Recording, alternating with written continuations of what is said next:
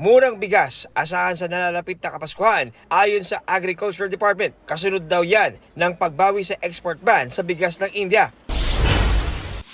Attorney Harry Roque, tanggap at iginagalang daw ang desisyon ng Korte Suprema na ibasura ang writ of amparo ng kanyang kampo. Ginagalang ko po yung pagbabasura ng Korte Suprema sa writ of amparo, bagamat maasa pa rin po kami na titignan pa rin ng hukuman yung merito doon naman sa aming petisyon ng certiorari at prohibition. Mensahe naman ng Quadcom kay Roque, sumuko na sa panel.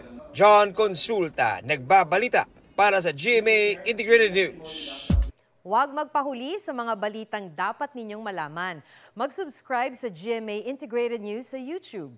Sa mga kapuso abroad, subaybayan nyo kami sa GMA Pinoy TV at sa www.gmanews.tv.